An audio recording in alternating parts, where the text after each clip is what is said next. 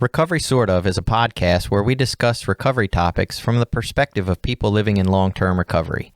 This podcast does not intend to represent the views of any particular group, organization, or fellowship. The attitudes expressed are solely the opinion of its contributors. Be advised, there may be strong language or topics of an adult nature.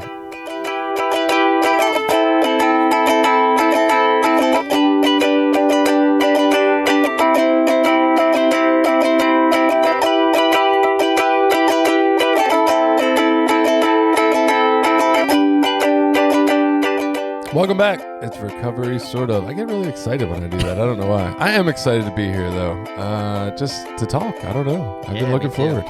So, Tradition 5, right? And I got to be honest, before we even get into Tradition 5, I really thought the Tradition episodes were going to be boring as hell. I was like, is this going to suck? Like, we debated doing these. Is it going to be terrible?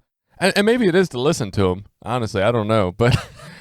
But the actual episodes for me have been great. I feel like my understanding has improved of the traditions, and I got a new grasp on some of them. We did get a little political in the first couple, I think, but yeah, and I have enjoyed it too. I always like talking about the traditions. I feel like there is so much more for me to learn there, you know, because you go to so many meetings and people talk about steps, and you hear about steps and step meetings, and you're asked to speak on steps. You know, you just get a lot of information about the steps. Right. And the traditions are kind of like, meh, people aren't that interested. When I first was getting clean, a lot of step meetings also had a tradition meeting, like once a month or whatever, or they'd run through the step, then the tradition. Maybe not a lot, but at least some. It existed. I feel like that doesn't exist at all now. Like, very rarely do you see a tradition meeting anymore where they talk about it. And even then, people just told their goddamn story. They didn't really talk about the tradition. Yeah, because they don't know how to relate it to anything. Right. So in my home group, we don't even read the traditions. I don't ever want to read any of it. And I don't know if it matters. We didn't actually introduce ourselves there. We just went right past the introduction. I'm Jason. I'm in recovery. And I'm Billy. I'm a person in long-term recovery. Good catch. All right, let's get into business. Okay. Too unfocused. All right. Tradition 5. Right? Tradition 5. Yeah. Each group has but one primary purpose: to carry the message to the addict who still suffers. So I definitely do feel like I'm having a harder time relating these to anything outside of a 12-step fellowship as we move into these traditions. I don't know why that is, but each group has but one primary purpose: to carry the message to the addict who still suffers. I've at least relied on this in some group conscience decisions before in my life. So I've at least thought about this tradition once or twice. Yeah, it's pretty important as far as directing, I think, our home group and decisions we make there. It's been talked about whether that applies to the service body or not, whether the service body is considered a group. I mean, to me, it encompasses everything we do within the fellowship. Like, that should sort of always be our primary purpose, is carrying this message of recovery in all aspects of service, not just at the group level. And I'm sitting here picturing, like, does an NA dance, does an AA, do they have dances in AA? Do they do special events? Yeah. Do they? Yeah. That's so weird. Yeah, they have retreats and camps and all kinds of stuff. I've been invited to some. I've never actually went, but I don't go to that many NA like camps and, you know, those weekend like getaway. You know, I had a friend who was really involved in AA, and they would do weekend men's spiritual retreats and things like that. And I've been invited a few times. Do the AA dances, do they wear like poodle skirts and dress up like they're from the 50s? Like, their I don't literature? know about the dances. I'm just curious. Yeah. All right. So, but does that serve the primary purpose?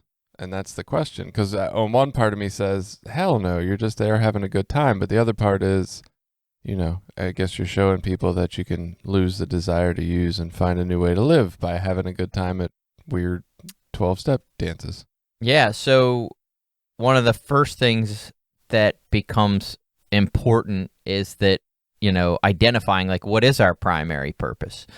And in Narcotics Anonymous, we say that the primary purpose is to carry the message to the addict who still suffers. Well, what is the message? The message is that an addict, any addict, can stop using drugs, lose the desire to use, and find a new way to live. Right. So now I don't know for sure if that's AA's message or Probably not. not. It could be something. AA's message? Now I want to know. I don't know. I'm not Never been involved enough to know that. I've been to some meetings, but I don't know. AA's message is that an alcoholic, any alcoholic, thou'st can stop using alcohol and be nounced to thou'st. And I have to be honest, I read the Tradition 5 in the AA book, and it's terrible. Their Really? literature is terrible. Yeah, and I'm sorry to offend AA people. The fellowship is wonderful. We'd have none of this if it wasn't for AA and the steps and, Bill Wilson, Dr. Bob. Like, kudos to all of them. I appreciate everything they do. The literature needs a fucking update. Art thou trying to carry the primary purpose in thine life? When you're trying to read something in 2021 that has thou'ts and these and thys in it, it's like, what the fuck? Is this the Bible? Yeah. I don't know. I don't know what the aversion to updating that is. So the other thing this is going to turn into making fun of AA literature. Is it? Great. In the Tradition 5, it has a big story about a guy going into a facility to help another guy and how not getting bogged down with religion and money and prestige. It's just weird. The whole literature is very weird. So if we say the message is that any addict, can stop using drugs, lose the desire to use, and find a new way to live, does an NA dance carry out the primary purpose of carrying that message? Well, this is like every other tradition. It's very debatable. Yeah, and it's meant to be, I think, open-ended and loose. Like, so finding a new way to live. Yeah, I can go out to a club or wherever this dance is and hang out with a bunch of people and be clean and sober in an environment where there's not drugs and alcohol and all those things around, and still have fun and be myself and that's a new way of life. Yeah. I mean, I don't know about you. I wasn't doing a lot of that stuff. I didn't do anything that didn't revolve around getting high. And then whatever the other activity was fine. It could almost be anything. Yeah. Like, as long as we were getting high, that's Bro, fine. you want to smoke this joint and crochet? Sure. Right. Yeah, man, it sounds cool. Fuck it. Let's eat acid. Do something crazy. Like, okay. Right. Sounds good. So yeah, I could see that. Like learning you can dance without being primed with alcohol first, or you can talk to people and socialize and be at functions without getting high. I think that's why dances are traumatizing to me though, because it just reminded me of like, hey, when you're not getting high, you're gonna stand on the wall like an idiot and not know what to do. Yeah. The other thing with this learning this new way to live is that's how you learn, through those experiences. I mean, if you're not really that comfortable, in your own skin, or like you said, being a person who's kind of the wallflower that stands back, I mean, the only way to kind of get through that is to have some of those experiences. And then maybe you figure out that's not for you. Like, that isn't, like, I don't particularly care to go to dances and stuff. My best self is not coming out of the dance. That's for sure. I'm not doing nothing. I'm Right. feeling awkward about not being able to really dance. I'm feeling awkward that I can't really talk because the music's too loud, and I probably check out the girls, and that's not really my best self. Yeah, but maybe you become a person, not you specifically, but Right. someone else can go in and become a person that does enjoy, figures out they like dancing, or they like a certain kind of music, and then they can really get into that. Like, having those experiences and going out and living a new way of life clean opens us up to new endeavors, new ideas, new prospects that we would have probably not come across had we been using, or had we been focused on using. Yeah, and I mean the pictures from the events, which this is a whole nother topic of should you post NA event pictures on Facebook, but the pictures make everybody look really happy. So Right. I guess they're having a good time. Yeah. Are there pictures of people not looking happy? I was just thinking about that. Like a picture thing popped up on my phone. It was like memories of my kids, and they were smiling and all of them. I was like, oh, good, I didn't ruin their day any of those days. But I'm like, did I just not take pictures when they were Right. angry with me? Or they know you're taking a picture, so they fake smile and you get the Right. picture. Huh. I don't know. Anyway, back to Tradition 5. Primary purpose, carry the message to the addict who still suffers. When this has come up for me in a group conscience, and I don't remember the specific instances of whatever we were debating or talking about implementing in our home group, but I definitely think to this when I'm thinking which way do I want to vote on a topic, or how hard do I want to press to have these changes made, right? Like I like changes in home groups. I join home groups. I change home group names. Not all by myself, obviously. I'm not that powerful, but I petition or try to get people on my side because I don't like things. I try to change readings out. I try to leave readings out, all kind of stuff. And I always think like, is my purpose here to please me, or do I really think this is something beneficial for those involved, right? I made my last home group a beginner step meeting because it seemed like people in the area were new, right? Like that's what they needed to hear, steps 1, 2, and 3. I don't know. I try to take it into consideration, like what's best for the people walking in the door to hear the message, I guess.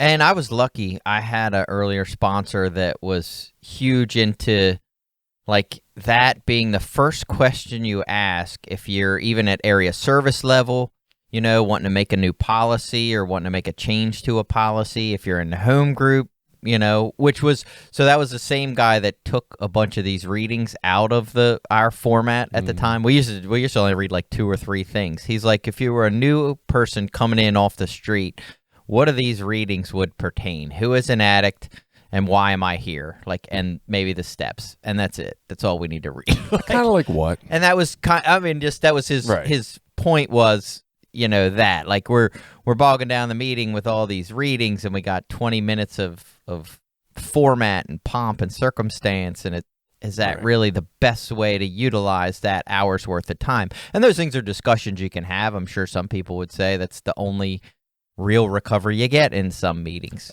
you know, which is definitely can be true. But the point was that was where the conversation should start. You know what I mean? How is this affecting our primary purpose? And are we, you know, are the decisions that we're making here in alignment with carrying the primary purpose? And, you know, so you don't get steered off, you know, looking at other stuff. I know at area service, especially when we're getting into policies, like his opinion a lot of times was if it's a policy that doesn't, you know, carry the message or focus on, you know, the addicts who are still suffering, it's fucking irrelevant and it's stupid and we shouldn't even have it. That was just, he's like, oh, we got enough with the traditions, you know, that guides us. We don't need a bunch of policies and procedures and guidelines for shit.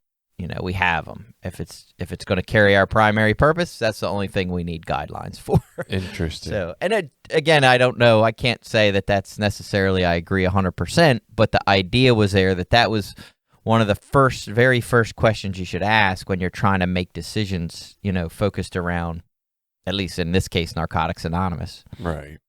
So let's get into some of what the reading had to say. Now, I will say the reading was relatively short for Tradition 5, and I felt like I pulled almost the entire reading out to say here. So we'll see how that goes. So the first thing it says, I thought we were here to get clean, right? Because we're talking about our primary purpose being to carry the message, and I thought we were here to get clean. That makes sense. I thought we were here to get clean.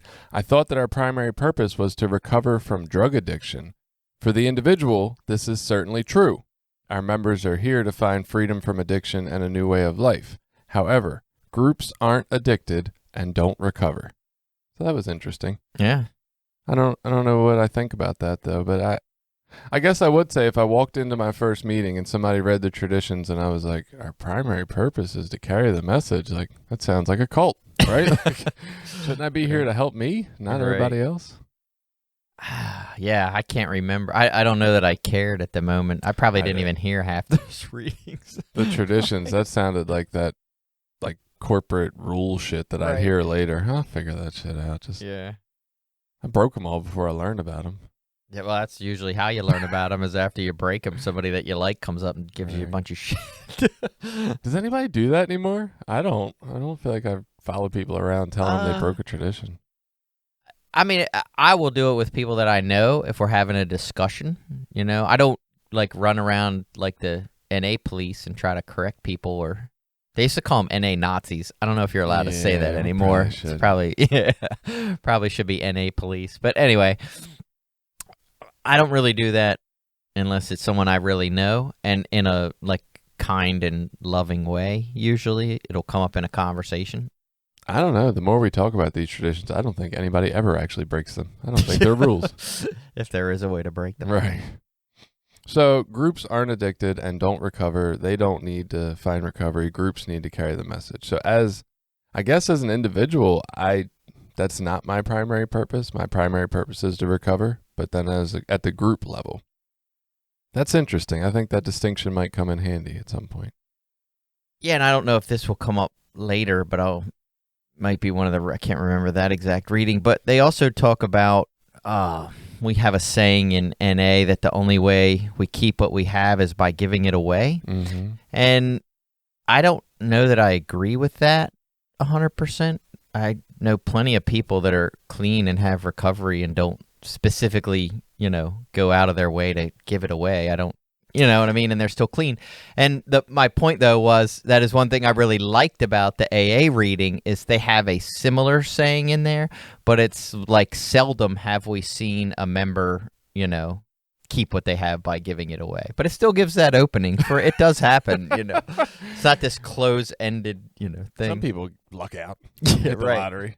Right. I don't know. See, I always debate that too, because that whole 12-step idea of if you leave NA, you're no longer working. You never really work the 12-step because you're not sticking around to give it away to people or whatever. But I think we can give it away in other places in our life. I agree.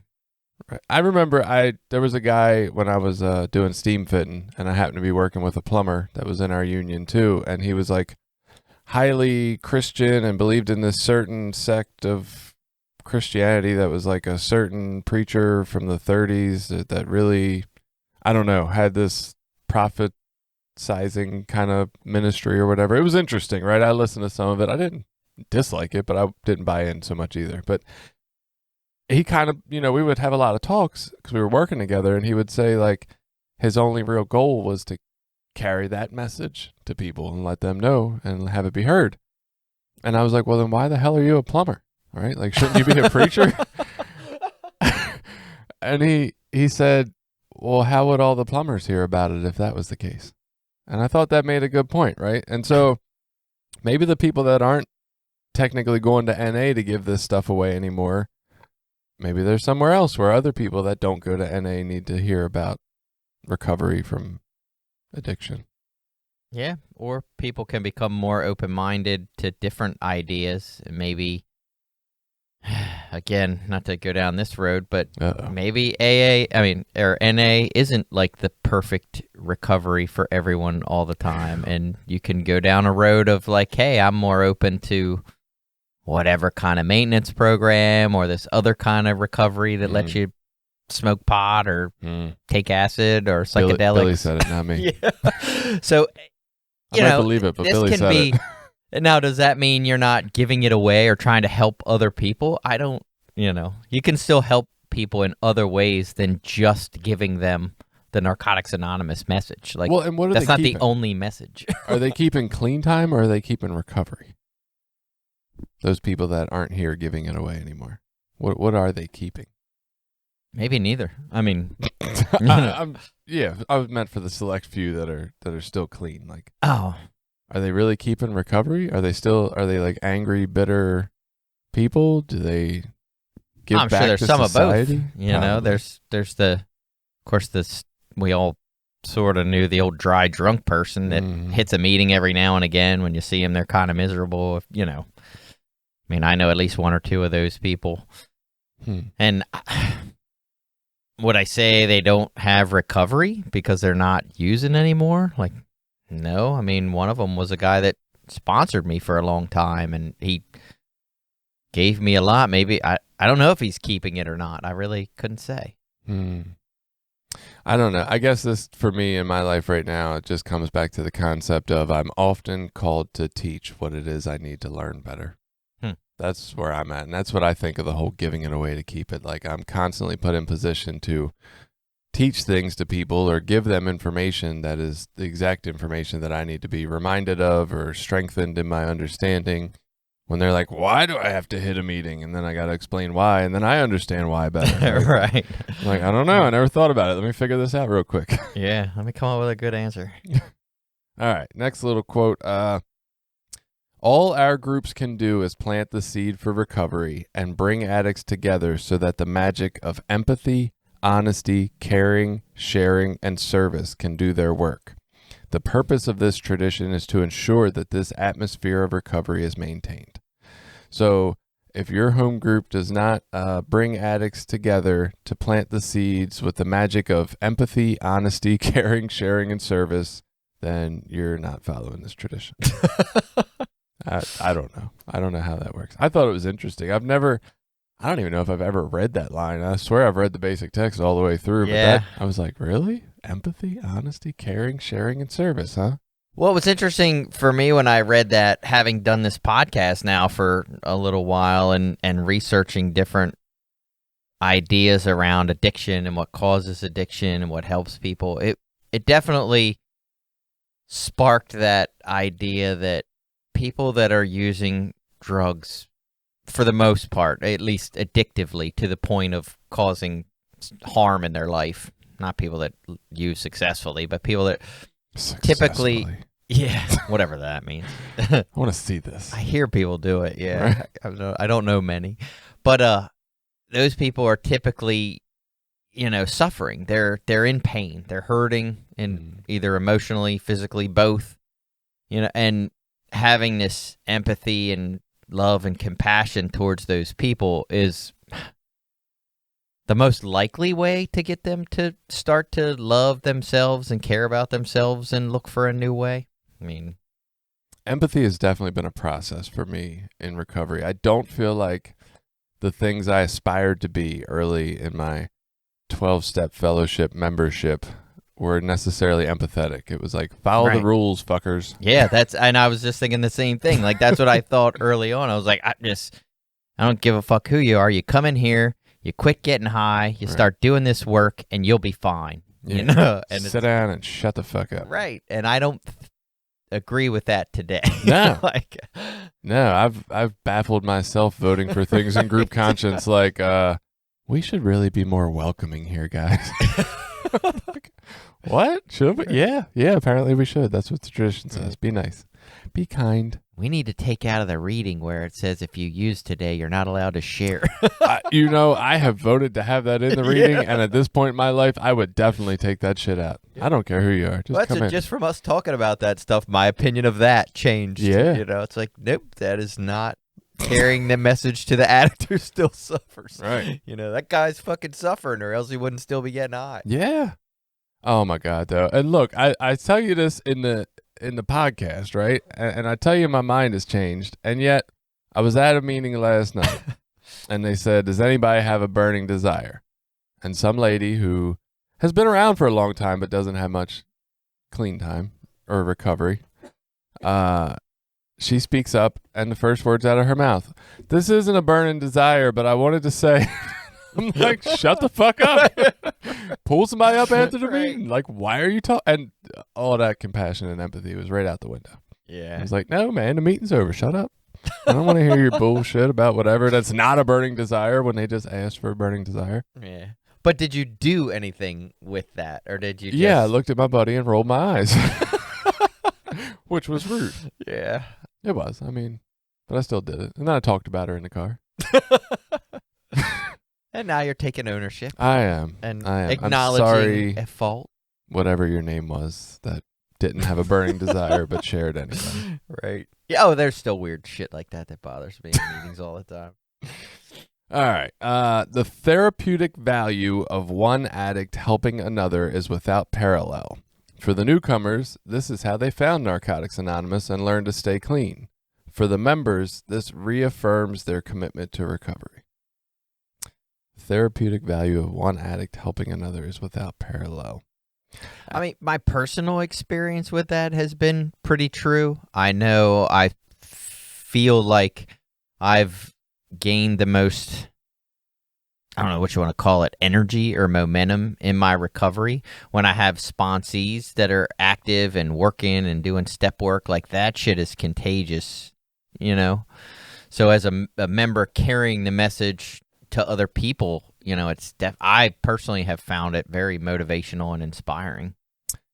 I'll agree with that. Like, it's been quite a few times when sharing a meeting and realizing I'm sharing that I haven't picked up a step in many, many months, and then I pick up a step, right? Like, or having a sponsee and be like, hey, you should do these things. And then I'm like, oh shit, I should probably do those things. So I get that. I just think for a program that teaches us humility, It's awful bold to say that our method is without parallel. It's a little much. And I've gotten a lot out of different relationships, whether that be therapy relationships when I was in therapy or, some other kind of ways. I don't know that I would say the therapeutic value of one addict helping another is without parallel. And it's weird that you say that. I've always liked that saying a lot. I really do, because I think there is some relevance to it. An addict can identify with another addict. We understand, the traumas. We understand what it's like to use, with all these consequences on the line, whereas a lot of other people don't. They just don't get it. Like, why don't you just stop? Like that Right. shit.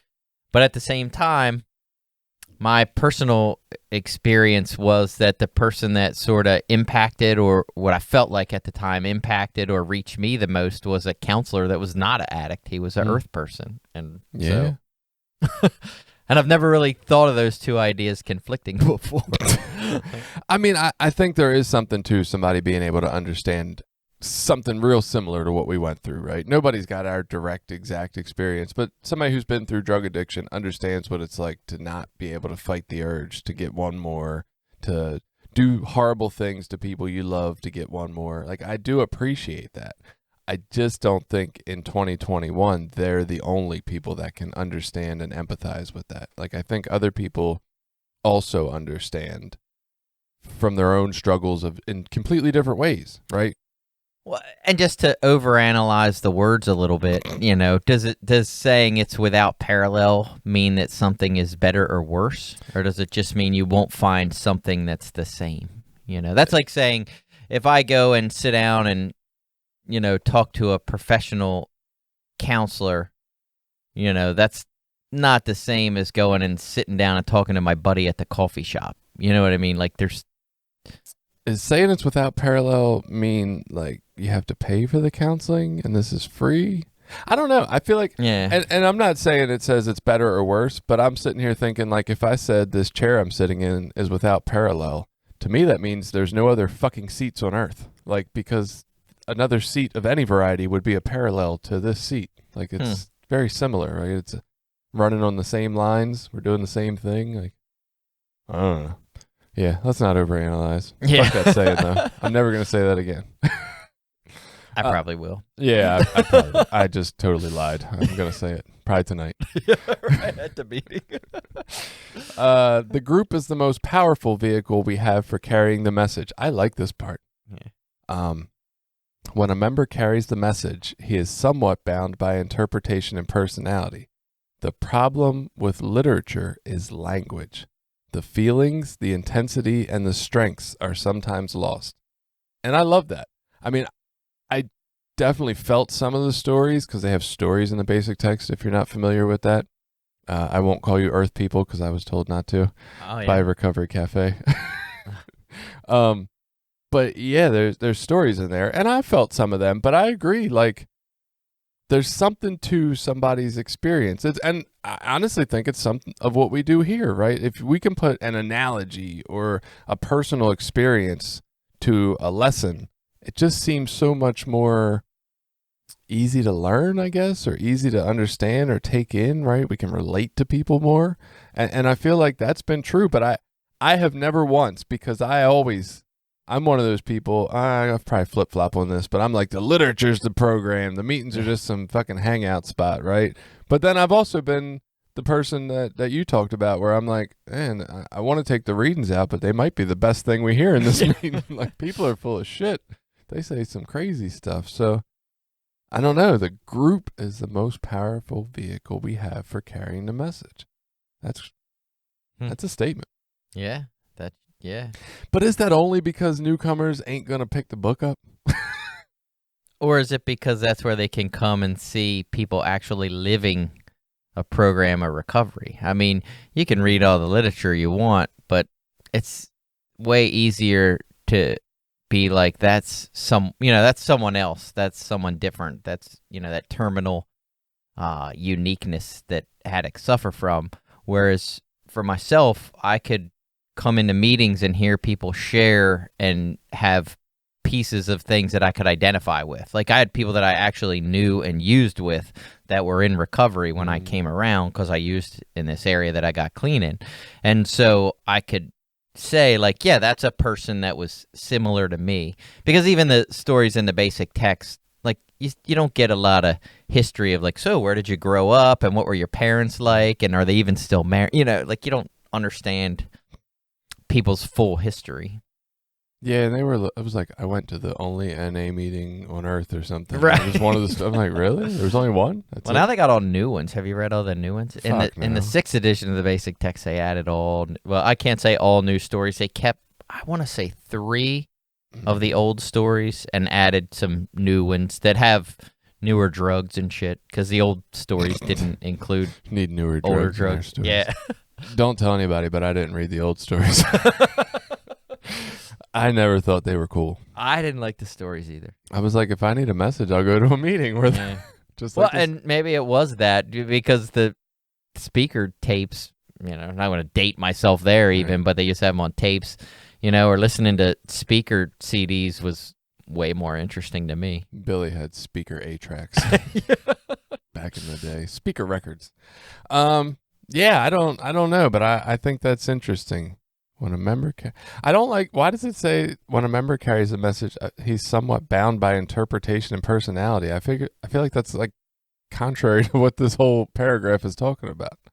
Huh. I guess it's just saying there are some limitations on the member carrying the message, but the literature's more limited. The individual member is going to have a limit. I mean, right. Like, and I shared about this at an anniversary of someone the other day. I don't know why I like certain people or gravitate towards certain people. I don't know why that is. But there are certain people or certain personalities or whatever that, if you've been around meetings, you just meet someone, you're like, hey, I really fucking like that person. Or other people you meet and just, for me, I get a weird feeling. I'm like, I don't really like that person. I don't think that's a person I want to be around. And it's not always like the obvious, like the guy talked about stealing from his job and raping women and, killing babies. Sometimes they seem like nice enough people, but there's just something about them that is like, I am not interested.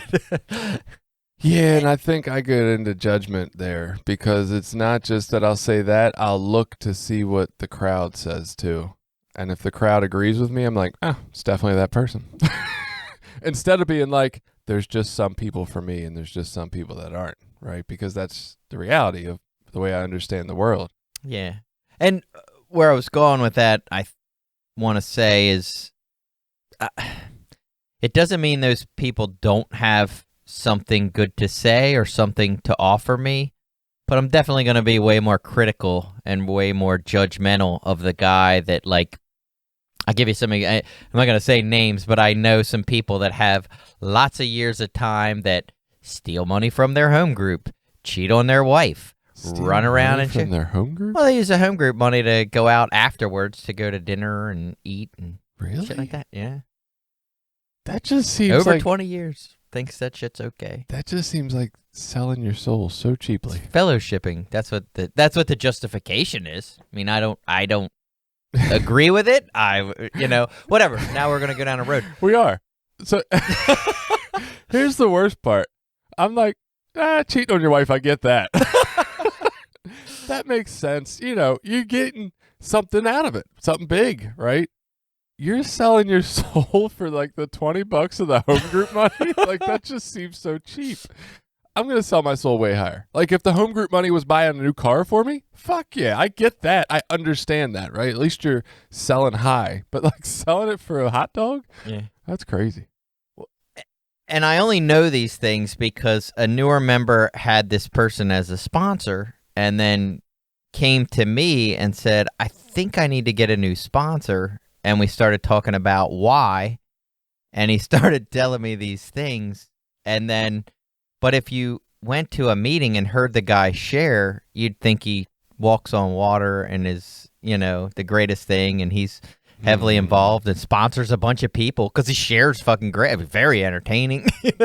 I don't know if I want you to tell me who this is afterwards or not. And it's that's where, like, so now anything that guy says when I'm around is fucking bullshit because I know how he lives, and you can come in and talk all kinds of good literature, nonsense bullshit. It seems like bullshit when it's coming from a guy that doesn't live that way and contradicts himself. We had some guys like around Baltimore that shared really well, but there was always, and I feel like this almost goes hand in hand. If you share well, you've got like this other secret life, right? But there were stories about how they shared really great, but then picked up prostitutes on the way home from the same meeting they shared great. I've known some of them too. Some stuff along those lines, and at some point it's like, how much can I let that? And so this is what happens. The people who I have that weird feeling towards already, I'm like, yeah, fuck them. They're dirty bastards, right? The people I genuinely like when I interact with them, I'm like, well, we've all got our struggles. So I don't know. I don't know what to do with that. Yeah, it's hard. I mean, I still try to recognize that we all have our demons, and I got my shortcomings and shit that I do that I'm sure people be like, what a fucking hypocrite that guy is. Like, but I ain't spending the goddamn home group money for a donut. I don't know. So this little piece, the whole point about the group carrying the message and the literature being bound, to me it just sounds like me with books. Like, I won't make time to read books, but I'll listen to audiobooks. That's what that sounds like to me. Like, you're not going to get somebody nodding out, spilling their coffee, reading the basic text, but they might wake up long enough to hear part of the message in a meeting. Like, I don't know. I mean, I personally, outside of fellowship stuff, just think there's something way more powerful in individuals getting together and like face-to-face, one-on-one communication. There's a level of intimacy and hopefully intimacy, vulnerability, shared, whatever, emotional energy when you're interacting with someone face-to-face. That's why I don't like the Zoom meetings and stuff. I think all that's lost. But anyway, we're gonna have to do a meeting, fucking episode on how to cultivate vulnerability in groups of men when they go out. Because I feel like groups of men go out, and I do enjoy that, right? And we have fun, but sometimes it's like, all right, we're gonna talk about football, right? We know that the draft just happened. We're gonna talk about that. We're gonna talk about women. We're gonna talk about, like, when can we? It's very difficult to bring up. And so one-on-one, it's easier, right? Yeah, because then I can kind of like, it's just me and that person. But when there's like the group of 2 or 3 or 4 and I say something vulnerable, that quickly gets turned into joke time, right? And it's like, how do we cultivate this like ability to be more in touch with these feelings? I don't know. We'll do that episode one day. Yeah, that would be fun. But one last thing about this section, and then we'll move on. You mentioned just having that feeling of liking people or just not clicking so much with them, even if they seem like nice enough people. And that's one of the things that has helped me the most when I go to share, is that I think it's in the 12th step in the step working guide, maybe. I don't know. Don't quote me on that. It's definitely somewhere in there. But it talks about each one of us has a one-of-a-kind personality that is sure to be an attraction to many. And when I read that, I was just comforted by it, right? Like, yeah, I'm not going to be everybody's cup of tea. But if I'm just me, there are people that need me to be just me. And that's exactly what they're going to get, right? And so it frees me up. I don't have to worry about, oh, did I sound profound enough? Did I do that? Like, I just go up there, I say the prayer, I be me, and that's enough. And it doesn't really do with this tradition, but since you brought up liking people and not liking people. Yeah. No, that's great. I like that.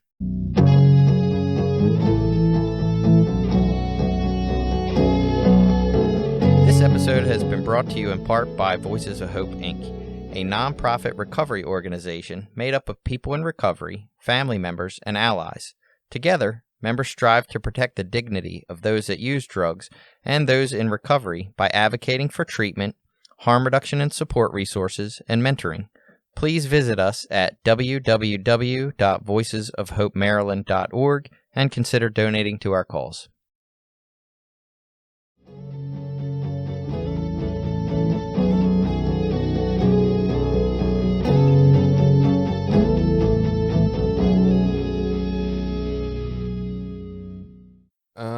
Okay, the next one.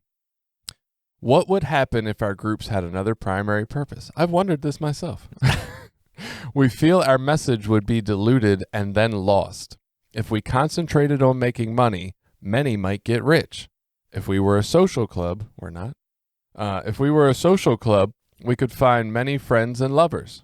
I'm pretty sure we're a social club. I'm pretty sure we're a social club. If we specialized in education, we'd end up with many smart addicts. If our specialty was medical help, many would get healthy. If our group purpose were anything other than to carry the message, many would die and few would find recovery. That's a big leap. I'm not sure that's necessarily true. That's an awful big leap. Like, why couldn't we be healthy clean addicts or rich clean addicts or... I don't know. I just felt like, oh, if we did these other things, a whole lot of people will die. Right. Don't do it. Like, would they really?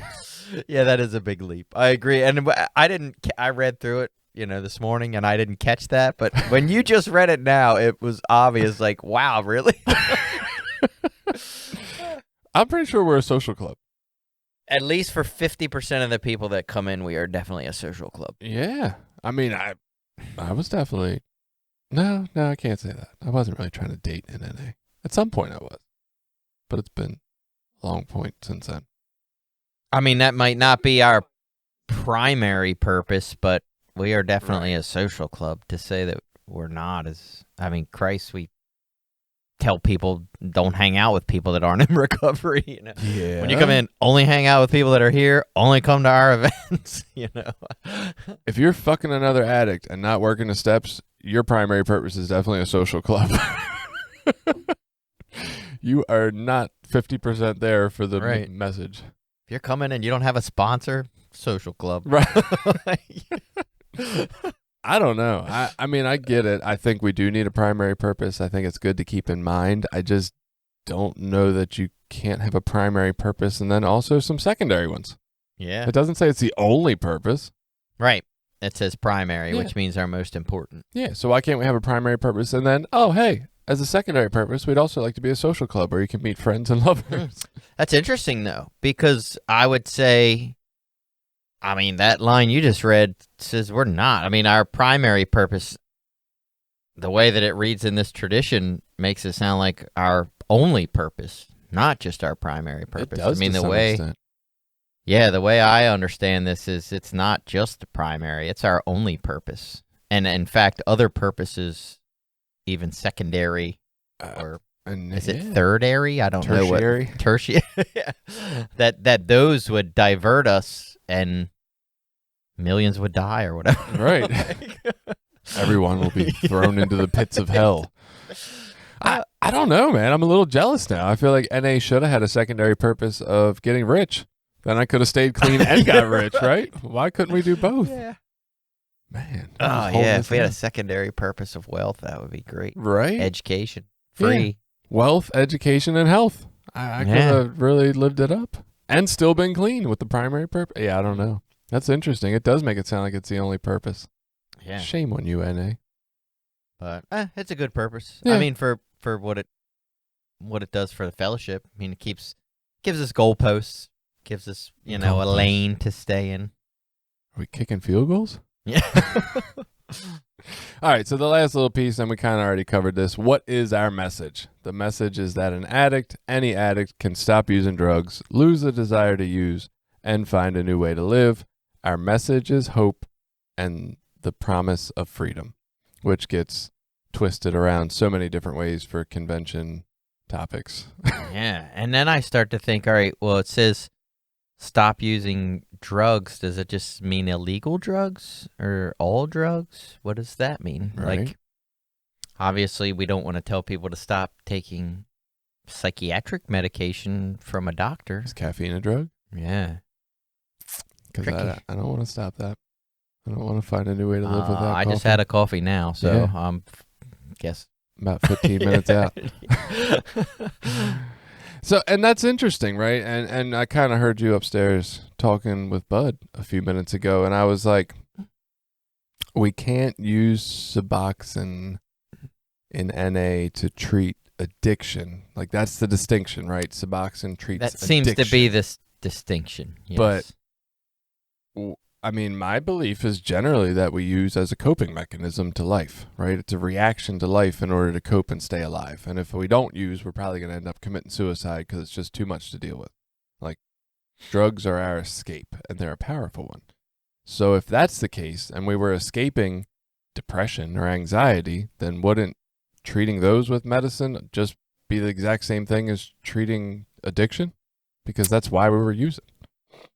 So I think we feel like sometimes multiple things can't be true at the same time, and I would say they can. So my answer to your question would be yes, 100%. And even nowadays with medical marijuana, do I think that's incredibly beneficial for certain people with certain, anxiety disorders and things like that versus being on like SSRIs and antidepressants? 100%. I think, that's definitely a better avenue, just in what little bit of research I've done and what little bit I know about it. Does that mean that NA is the place that they should come? No, in my opinion. That those two things can exist at the same time. Yes, that's fine if that's what they need and that's what they, feel works best for them. That's great. I have no judgment against that. I don't think there's anything wrong with it. I think it's wonderful. If they find what's going to give them the best quality of life, the best health, what's best for them in their recovery, kudos. I will do nothing but support you. But does that mean I think the fellowship should begin to change its beliefs or start to change, what it is to accommodate everyone? And my answer would be no. And see, I'm thinking I almost, and I don't have this well thought out, but I almost think I disagree. Like if this was 1982 and there was 7 meetings in the Baltimore area per week, and that was the extent of NA, and we had the opportunity to grow a more fully encompassing fellowship first, and then NA could be like an offshoot somewhere for people that specifically wanted to do it that way, but the actual recovery community met in a different place, a social club probably. That works great. That works great, right? As it is, it's 2021, and NA by de facto of how successful it was or how it was the only thing and treatment centers pushed people there for years and years and years has become the fucking hub, whether it wanted to be or not. It didn't ask for it. It asked for success. That's the pyramid scheme aspect of it. And it got that. But in getting that, it got this expansion into becoming the recovery hub. And so there's like 2 options. Either NA shrinks back to this little tiny thing and goes off into its corner like a smart recovery or recovery dharma, and something else bigger takes its place to be the recovery hub, whether that's Recovery Cafe or, some other recovery sort of anonymous, whatever the fuck we come up with, right? Our own fellowship. Or NA's got to fucking change to keep up with what it has become. The fellowship has become something different. The fellowship is just everybody in recovery goes there to meet other people in recovery. But would you share that same opinion of AA? Do they have that same problem? Well, they say specifically they deal with alcohol. But they don't. Everybody in AA takes pills, snorts coke. Not now, but I'm just saying that was all part of at this point in time in 2021, I don't think there's many pure alcoholics out there. I'm sure there's some, not many. I would say the people that go to that fellowship would disagree. You think so? Yes. Somebody from AA reach out and tell Billy he's wrong. Yeah. We need some AA influence. I don't think so. Input. I think most of them know they are not purely alcoholics anymore. I think they understand that. They just stick with that program. Honestly, the only reason I think people go to AA now, because I know heroin people who go to AA, like strictly heroin, go to AA, is because they think that program has a different demographic than NA. And they're right. Yeah. But do they call themselves alcoholics? They do. Do they feel like they're okay to freely talk about their heroin use? Maybe not in a meeting. Right. But with their sponsor. It's like the understood elephant in the room that, we talk about alcohol in the meeting. Some meetings are more open.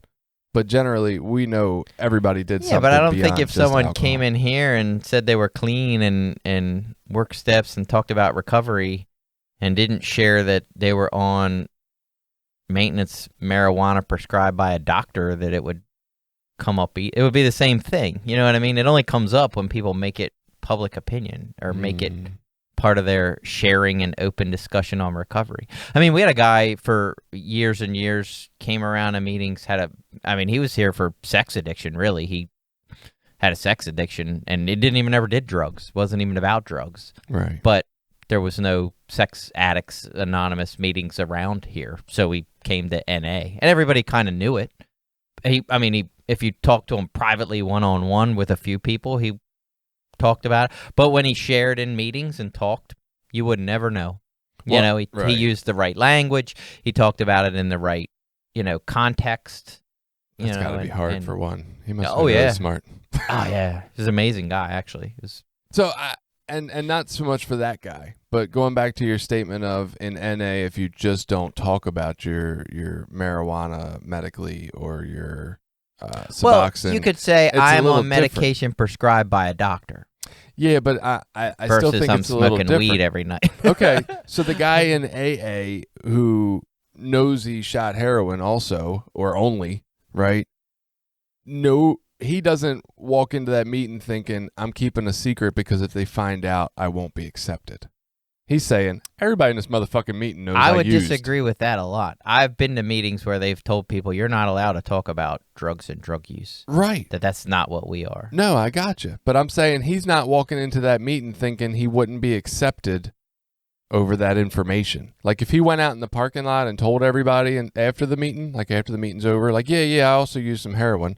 Nobody's going to be like, oh, you don't fucking belong here. That, if he said, do you understand? Like the guy in NA. I understand, but I think that's why NA exists in the first place, because that's what those people that came and talked about drugs were told, that this is not the place for you and you need to go find a new place. And we'll even help you start it. You know what I mean? We'll let you use our traditions and shit, but you come in here sharing about your drugs and your drug use and that lifestyle is not what we're about.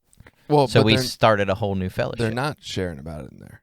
So the alcoholic who also snorted coke, but he's asked not to talk about the coke in the meeting, he's not unaccepted over that. Is unaccepted a word? I don't know. He's not. Yeah. He's not shamed in the parking lot because he says, "Oh yeah, I did some lines while I was getting drunk too." Nobody gives a fuck. They're like, "Yeah, we did lines too. That's great, buddy." If you got in the parking lot of an NA meeting and say, "Oh yeah, I'm on medical marijuana," no, that's the elephant in the room. That's judgmental and shameful for you. So.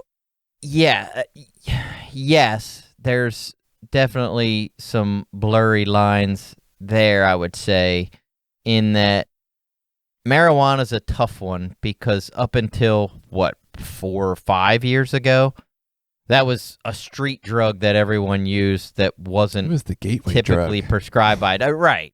And everybody smoked weed, and it was illegal. It wasn't a legal drug. So that one's a little weird because, like, my whole experience using it and everyone I ever used it with, it was always assimilated with illegal drug use. So now it's, and I know it's wrong, but in my head, it's fucking comedic when people say they're on maintenance marijuana. It's like, you're just getting high. And I know that's wrong. Like, intellectually, I know that that's wrong. But when someone says it, that's my impulse is to go, you're just fucking smoking weed. Like, that's all you're doing. And I am working to change that in myself. I'm trying to, even though that's my first thought, I recognize that's not necessarily true. And like I say, I've spent some time researching it and looking into a lot of it and the benefits and what it should and shouldn't be used for. What if they don't pain smoke management? Marijuana is not for pain management. People that tell you that's kind of a lie. There's no actual evidence, but whatever. There's certain things that it has benefits for, but in my head, you just like to smoke weed. What if they don't smoke it? Then you just like it for the psychedelic aspects of eating. What if they don't eat it? They use the tincture or whatever. I don't think I even know what that is. Yeah, there's like ointments or creams or I don't know what the fuck it is, but like I don't even know. I don't know if you put it in your mouth, if you put it in your skin. I don't know enough about all the using ways. But apparently I met somebody who used like such a minuscule amount, and it was the tincture. It's a fancy word. It's like from the 1840s. But in any case, the weed thing or marijuana thing, THC, whatever, is a little bit tougher. Like if you went and said, "Oh, I'm on I know it's what's a psychiatric medication like Valium, oh, I go to a Xanax. Xanax. I'm on Xanax, prescribed by my psychiatrist because I have, anxiety disorder or something. Yeah. You kind of go, okay, I get it. I'm not really going to tell you. That's what I would say. If you're taking it as prescribed by your doctor, I'm going to tell someone to stop. I'm not going to tell anybody to stop, but I am way more sketchy about the guy who says he's got a prescription for Xanax than I am the one who says he's on medical marijuana. Well, what I'm I like, mean is, is, you're getting high, buddy. Which, Xanax? Oh, would you tell that person they don't belong in NA or that they shouldn't be here or that? Now? I'm not telling anybody anything. I'm like, fuck yeah, come in. We're changing this bitch. Would you sponsor them and work steps with them? Yep. Yeah. Sure. But the fuck do I care? And see, I probably would too. Like, again, if it's prescribed by a doctor. Now, would I tell them they're probably going to have some resistance? They're going to meet people with some pretty strong opinions about that? Probably. I just think that's going to happen. But back to the AA thing, I could tell you that fellowship is the same. They're going to have a varying degree of people, whereas some are going to tell you our first step says alcohol, we're about alcohol, that's all we're about. And then you're going to have some other people who are way more open-minded and say, no, I did everything and this applies to all these areas. And obviously to me the latter is way more appealing. That's the person I want to be today in my recovery in NA.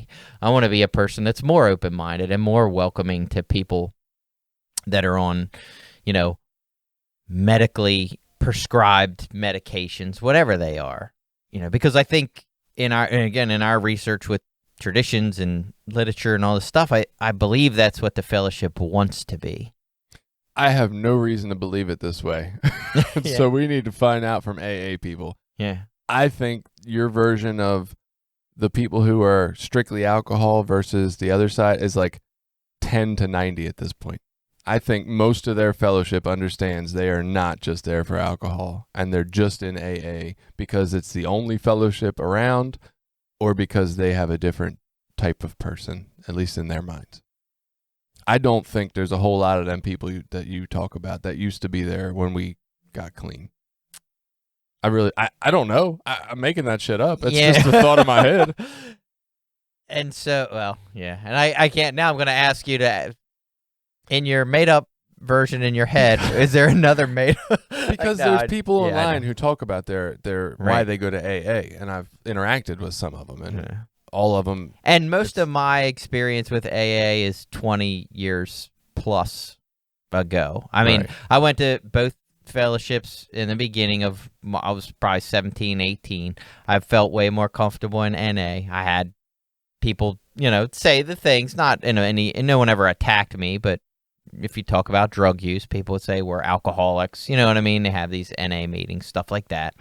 I've also traveled around the country and went to meetings in different areas and had different experiences of, like, there's been areas we've been to where NA almost doesn't even exist. Right. It's almost non-existent. So you don't think all the addicts go to the AA?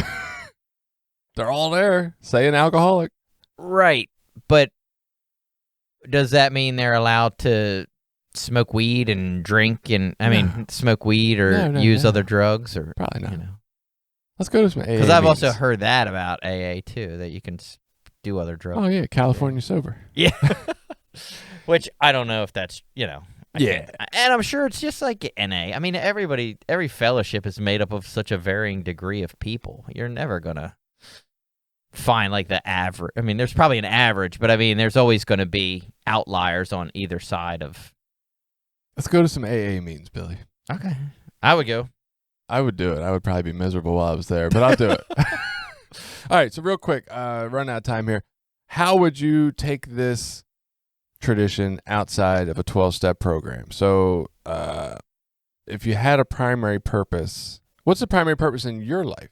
Like, not for the group of NA. What's your primary purpose? Yeah, I should have thought about this before I asked. I don't know. And I have thought about this at different times. I mean, I would say for me, it's to try to go through my life and be a loving, caring, compassionate person. Like that's probably my primary purpose, whether that's with my kids, whether that's with, people I interact with at work or whatever, just to try to be a loving, kind, and compassionate person. Ooh, so I think what I want my purpose to be is to find an inner peace that allows me to be true to my most true version of my inner self.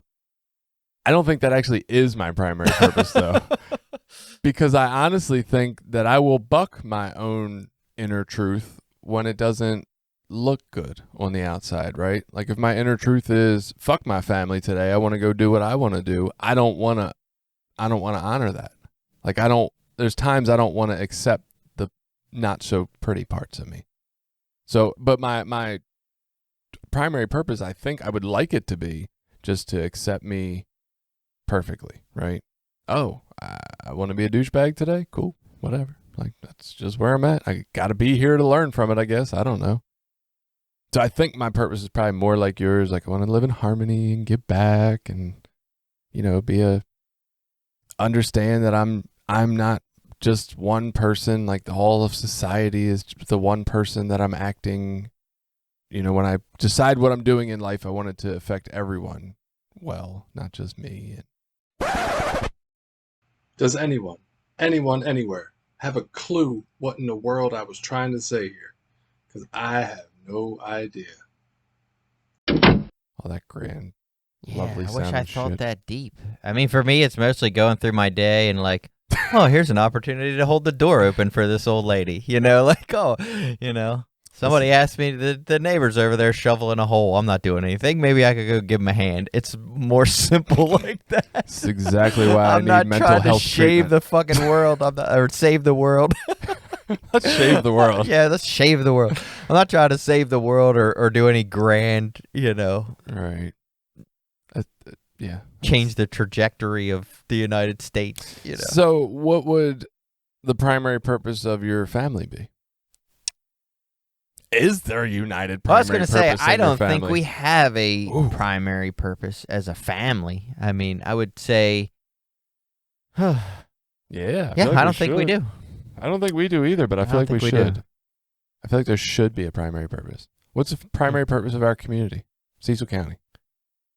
Oh, I would say there's not a primary purpose of the community. Well, this is the fucking problem in the world. Then. Yeah. Our families don't have a primary purpose. Our county doesn't. Does the United States have a primary purpose? Well, should we have a primary purpose? I mean, I would think. Live in harmony, love and respect all, something. that Could is it hurt? typically, I mean, you get into the politics thing, that is typically what I think people mean when they talk about, American values and these old-fashioned American values and in getting back to what the U.S. used to be or whatever, all that bullshit.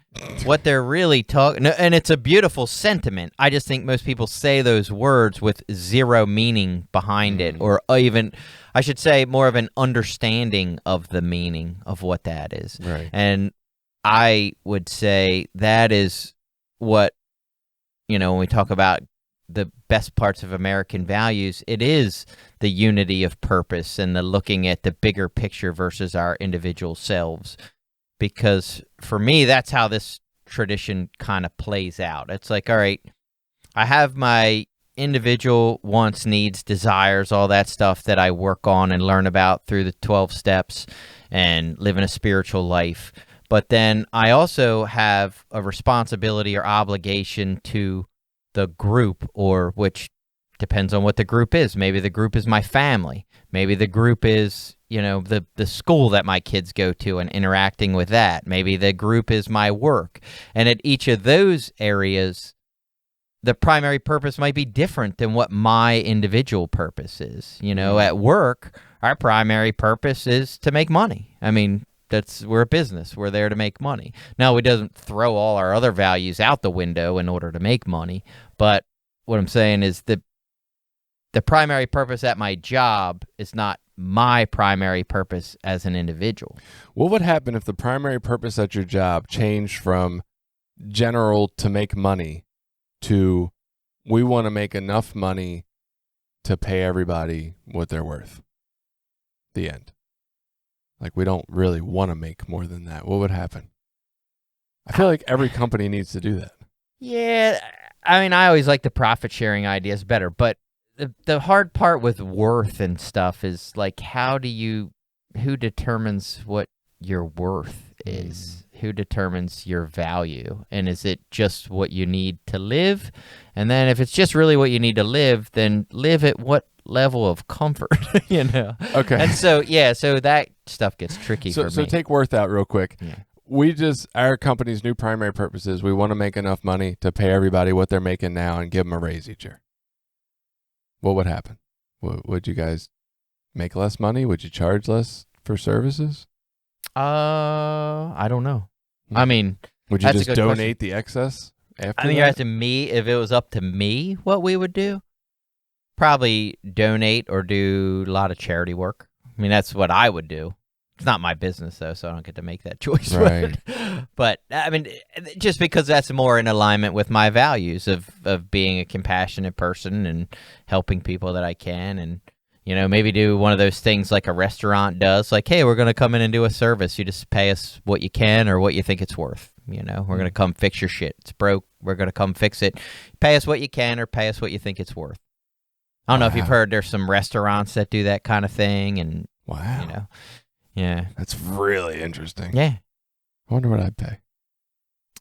And, I mean, according to the models of that kind of stuff, most places do very well because people that really enjoy it will actually pay more, you know, for the quality, and then people that can't afford it go there and eat and will support you. And what we find out about society most of the time is most people want to be honest and do the right things, even though that's what, you know, it doesn't seem to be the popular opinion.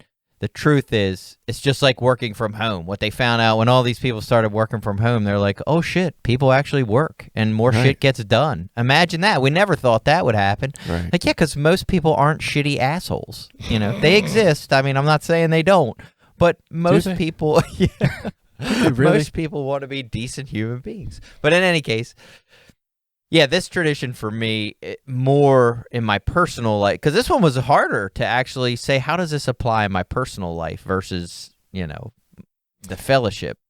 And for me, it had more to do with looking at, I need to look at my individual role in groups outside of my own individual needs and benefits all the time. That, you know, the purpose, when I go out and get involved in other things, the purpose isn't always about me.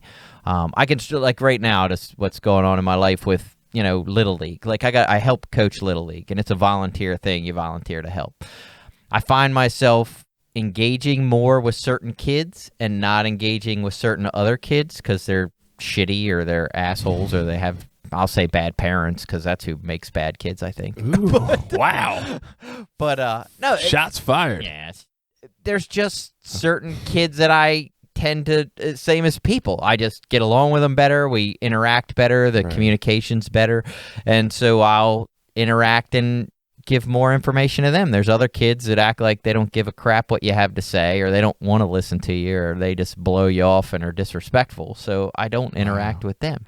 And I don't know if that's the best way to go about that, you know, but that's a struggle. Like, I try to remember, like, I'm here to help these kids and try and be a mentor. And so I will on certain days, not every day, but on certain days, I'll try to push myself to engage a little bit more with some of those kids that I don't get along with so well, or that I think are struggling in certain areas. Right.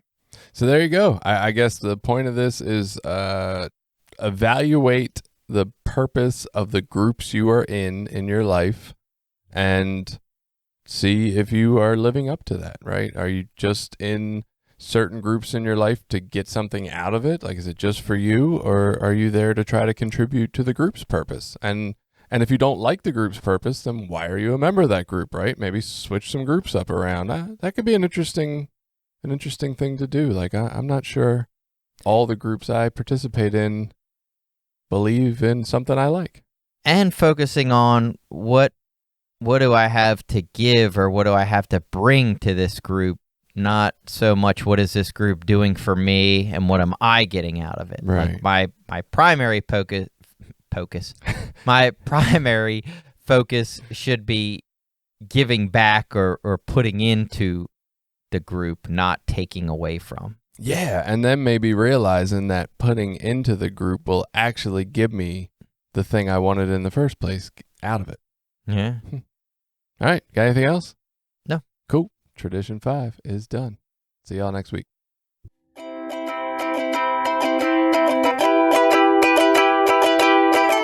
Did you like this episode? Share it with people you think might get something out of it. Check out the rest of our episodes at recoverysortof.com. Also, while you're there, you can find ways to link up with us on Facebook, Twitter, Instagram, Reddit, YouTube, anything. We're always looking for new ideas.